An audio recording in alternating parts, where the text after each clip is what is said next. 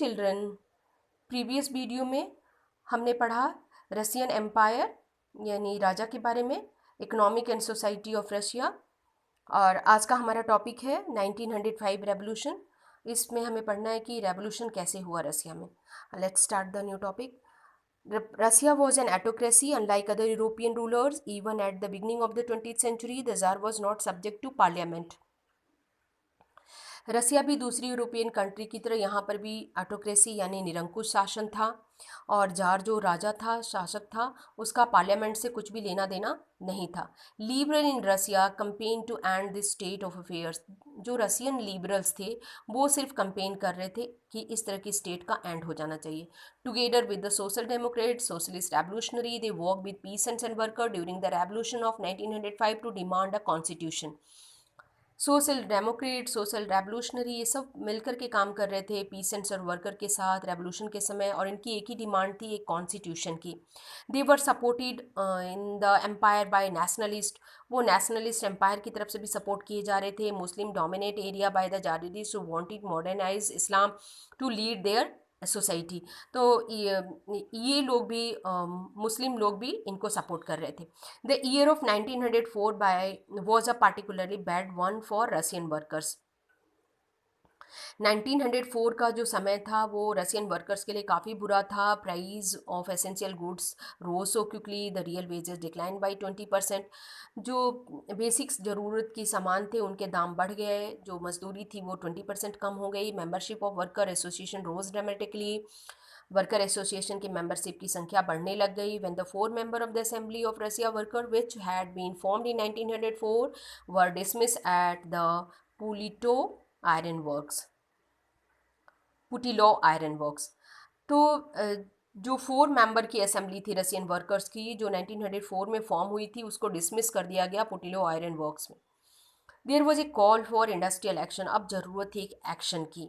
Over the next few days, over कुछ ही दिनों में 110,000 workers at Saint Petersburg went on strike demanded और reducing in the working day to 8 hours and increasing in wages and improvement in working condition।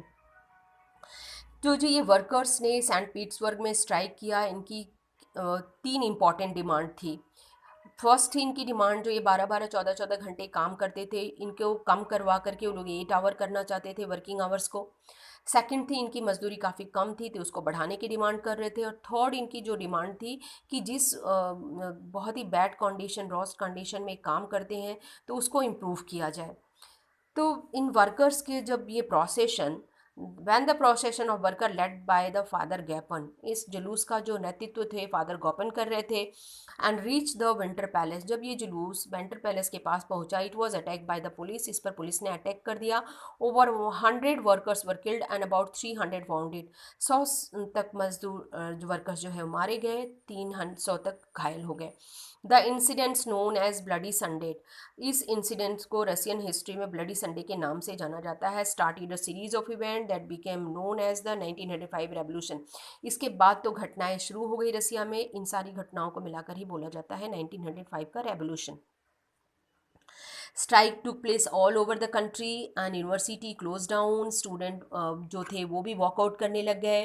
फिर जो civil liberty थी उसके बारे में लोग बात करने लगे, लेक ऑफ सिविल लिबर्टी, आज़ादी के बारे में। Lawyer, doctors, engineer, other middle class workers establish the union. सभी लोगों ने मिलकर के, लॉयर, डॉक्टर, इंजीनियर और वर्कर्स ने मिलकर के एक यूनियन बनाया। इन सब की एक ही डिमांड थी, डिमांडेड अ कॉन्स्टिट्यूएंट असेंबली। उन्हें सिर्फ एक चुनी हुई असेंबली चाहिए थी। During the 1905 revolution the jar allow the creation of an elected constituent parliament और ड्यूमा। 1905 तक आते आते जार जो राजा था उसने जो है परमिशन दे दिया कि ठीक है, एक इलेक्टेड चुनी हुई पार्लियामेंट यानी ड्यूमा होगी। रसिया में पार्लियामेंट को बोलते हैं ड्यूमा। अब इसके बाद क्या हुआ, बहुत सारे जो रेवोल्यूशनरी थे, बहुत नंबर ऑफ, उन्होंने large number of trade union form किया। फैक्ट्री कमेटी जो है वो बनाई गई फैक्ट्री वर्कर्स के द्वारा।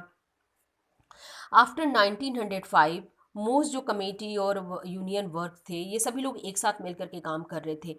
दे वर डिक्लेयर इलीगल, इन सभी को इलीगल डिक्लेयर कर दिया गया था, क्योंकि इससे पहले भी आप लोग पढ़ चुके हैं कि रसिया में कोई भी पॉलिटिकल पार्टी, कोई भी कमेटी या यूनियन जो थे वो इलीगल थे। तो दे रहा है कि restriction were place on political activity, इन सभी की किसी भी पॉलिटिकल एक्टिविटी पर क्या था, रिस्ट्रिक्शन था। जब tsar dismiss the first Duma within the 75 days and reelected the second Duma within 3 month, tsar ने जो पहला ड्यूमा इलेक्ट करने का परमिशन दिया था उसको 75 डेज में ही डिसमिस कर दिया, और सेकेंड जो ड्यूमा है उसने 3 महीने के अंदर इलेक्ट किया। He did not want any questioning of his authority and any reduction in his power, jar नहीं चाहता था, शासक जो था रशिया का वो नहीं चाहता था कि उसकी अथॉरिटी पर कोई क्वेश्चन उठाए और ना ही उसके पावर को कम किया जाए। He change the voting law, उसने वोटिंग लॉ को ही चेंज कर दिया। And pack the third Duma with the conservative politician, और उसने जो थर्ड ड्यूमा बनाया वो किसकी हेल्प से बनाया, कंजर्वेटिव पॉलिटिशियन। आप लोगों ने इससे पहले भी कंजर्वेटिव पॉलिटिशियन के बारे में पढ़ चुके हैं। कंजर्वेटिव वो लोग होते हैं जो अपने परंपरा को, ट्रेडिशन को फॉलो करते हैं, और ये लोग चेंज को जल्दी एक्सेप्ट नहीं करते हैं। तो इसलिए जो राजा था वो जानता था कि ये कंजर्वेटिव लोग जो है वो मोनार्की को फॉलो मतलब फेवर करेंगे, और इसीलिए उसने कंजर्वेटिव को साथ लिया। Liberals and revolutionary were kept out, और जितने लिबरल और रेवोल्यूशनरी थे उनको बाहर रखा गया। अब नेक्स्ट जो टॉपिक है वो है the First world War and the Russian empire.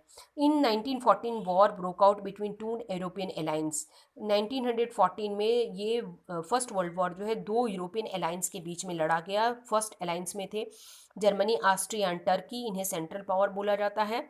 France, Britain और रसिया एक तरफ थे।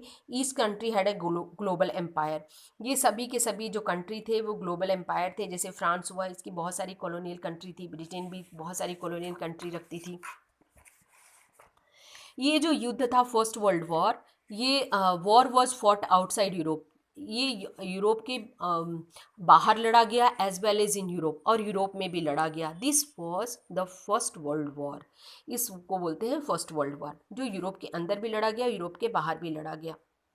In Russia, the war was initially popular, and people rallied around the Tsar Nicholas II. लोग जो थे जब वर्ल्ड वॉर स्टार्ट हुआ तो जार निकोलस के फेवर में ही थे।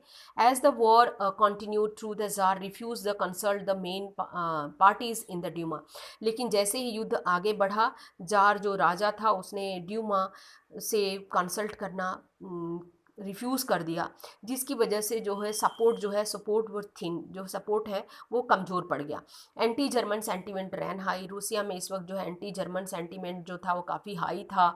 मैं एग्जांपल दूंगी, as can be seen in the renaming as Saint Petersburg as German name. Saint Petersburg एक जर्मन नेम था, चेंज करके उसे पेट्रोगेट कर दिया गया।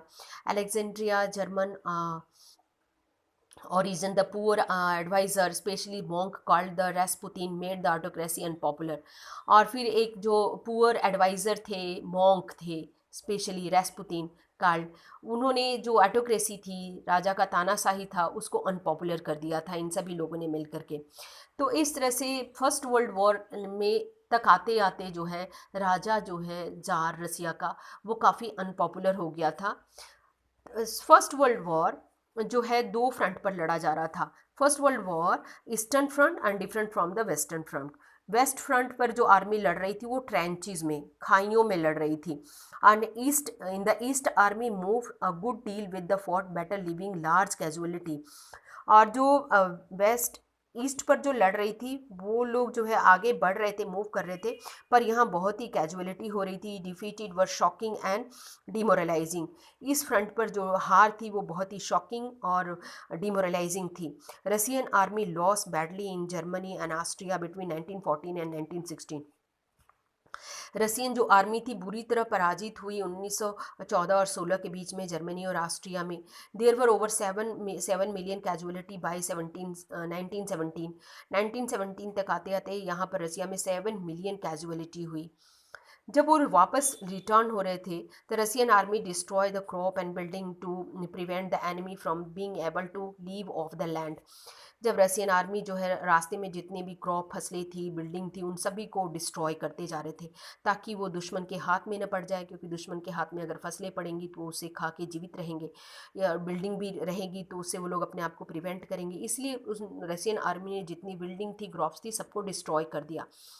And the destruction of crop and building led to over 3 million refugee in Russia. इस तरह से फसल के बर्बाद होने के बाद और बिल्डिंग टूटने के बाद रसिया में 3 मिलियन रिफ्यूजी हो गए। The situation discredited to the government and the tsar. ये सारे के सारा को रिस्पॉन्सिबल किसको माना गया? सरकार को और राजा को। Soldier did not wish to fight such a war. जो सैनिक थे इस तरह की तो कामना भी नहीं कर रहे थे कि ऐसा युद्ध लड़ेंगे वो लोग। नेक्स्ट पैराग्राफ बहुत ही इंपॉर्टेंट है। इस से एक इम्पॉर्टेंट क्वेश्चन है कि रसिया फर्स्ट वर्ल्ड वॉर का रसिया पर क्या असर पड़ा। The war also had to sub impact on the industry. Russia first world war का रसिया की इंडस्ट्री पर भी असर पड़ा। Russia's own industry were a few number and the country cut off from other supplies of industry good by the German control the Baltic sea. जो Russia में पहले ही industry काफ़ी कम संख्या में थी और दूसरी तरफ से वो दूसरी जो कंट्री थी उनसे भी उसका कट ऑफ हो गया था, क्योंकि जर्मनी ने क्या किया था, बाल्टिक सी पर कब्जा कर लिया था। इंडस्ट्री इक्विपमेंट जो थे वो भी डिसइंटीग्रेटेड मोर रैपिडली हो रहे थे elsewhere in Europe. In by 1960 Russian railway began to break down. Russian railway का भी स्टार्ट हो गया break down. Able body man were called up to the war. जो लोग अब रूस में बचे हुए थे एबल, उन लोगों को युद्ध के लिए बुला लिया गया। As a result there were labour shortage. अब जिसकी वजह से लेबर की कमी होने लगी, क्योंकि जब आदमी जो थे वो युद्ध में चले जाएंगे लड़ने के लिए तो काम फैक्ट्री में काम कौन करेगा, तो इसी वजह से लेबरों की कमी होने लगी। A small workshop producing essential were shut down. जो छोटे छोटे वर्कशॉप थे जो बेसिक ज़रूरत की चीज़ें प्रोडक्ट्स कर रहे थे वो भी बंद कर दिए गए।